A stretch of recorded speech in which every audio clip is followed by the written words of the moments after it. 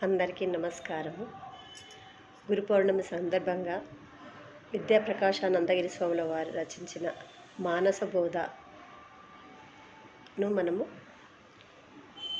చదువుతున్నాం మాస్టర్స్. వినండి, దయచేసి అందరూ వినండి. ధ్యాన జగత్తులో వచ్చింది మానస బోధ. విద్యాప్రకాశానందగిరి స్వామి వారు రాశారు. అది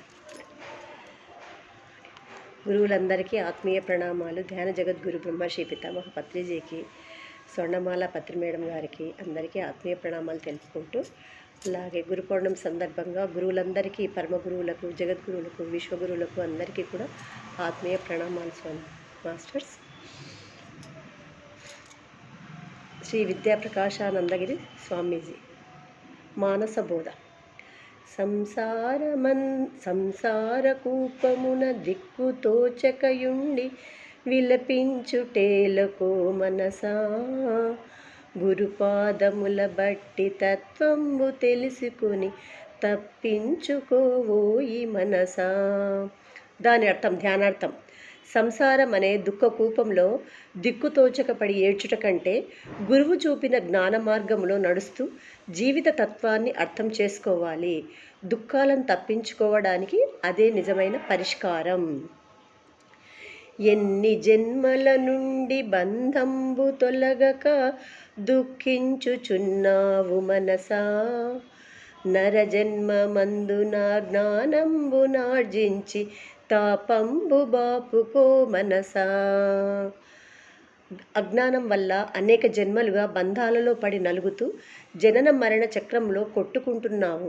మానవ జన్మను ఆత్మజ్ఞానం కోసం ఉపయోగించి ఆ బంధాన్ని తొలగించుకోవాలి. అంటే మనిషికి కావాల్సింది ఆత్మజ్ఞానం. ఆ జ్ఞానం కొరకు మనము గురువును వెతకాలి. నీ శ్వాసే నీ గురువు, నీ గురి ఎక్కడ ఉందో అదే గురువు అని మన పత్రిసారి చెప్పడం జరిగింది. అలాగే ఎంతోమంది గురువులు జ్ఞానాన్ని మనకు అందిస్తూ ఉన్నారు. ఆ జ్ఞానాన్ని మనం నేర్చుకుంటూ, మనకు తెలిసినది ఇతరులకు చెప్పుకుంటూ ఆత్మజ్ఞానంలో ముందుకు వెళ్తూ ఉండాలి. అదే చెప్తున్నారు.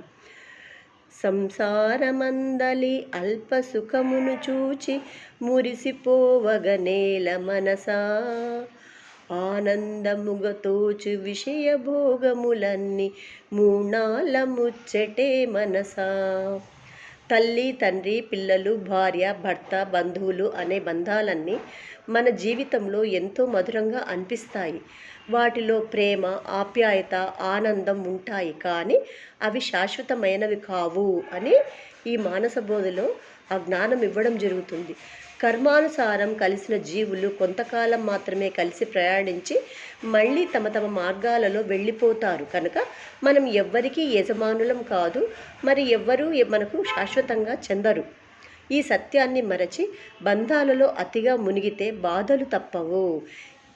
ప్రేమ ఉండాలి కానీ మమకారం తగ్గాలి. అనురాగం ఉండాలి కానీ ఆధారపడడం ఉండకూడదు. అందుకని ధ్యానం చేస్తూ సెల్ఫ్ కాన్ఫిడెన్స్, ఆత్మవిశ్వాసాన్ని పెంచుకోండి అని చెప్తాను. దారుణంబైనట్టి సంసార వ్యాధిని పోగొట్టుకోవోయి మనసా, పుట్టి చచ్చుట ఎందు పురుషార్థమేమియో బాగుగా యోచించు మనసా. జీవితం అంటే కేవలం పుట్టడం, చనిపోవడం కాదు.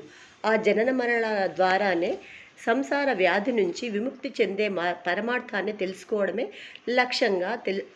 లక్ష్యంగా జీవించడం. అంటే సంసారంలో ఉంటూ కూడా ఆ జ్ఞానాన్ని తెలుసుకొని ఆ జ్ఞానాన్ని 10 మందికి పంచుతూ హాయిగా, సంతోషంగా, ఆనందంగా, ఆత్మజ్ఞానంతో ఉంటూ నువ్వు తెలుసుకున్న జ్ఞానాన్ని 10 మందికి పంచడమే, అదే సేవ.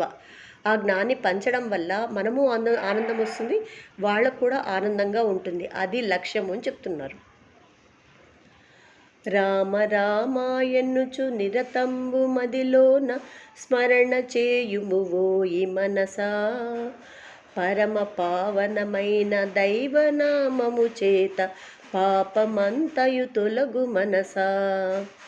మనసును పవిత్రం చేసే అంతరంగాన్ని శుద్ధి చేసేది రామనామస్మరణ. కనుక నిరంతరం రామనామస్మరణలోనే కాలం గడపాలి. అంటే రామ అంటే రాగమును, మమకారం త్యజించి మన ఆత్మ, రాముడు అంటే ఆత్మారాముడు, ఆత్మతో అంటే అన్నీ చేసుకుంటూ కూడా ధ్యానం కాసేపు చేసి ఆ ధ్యానంలో మనము మనలోని రాముణ్ణి, ఆత్మను మనం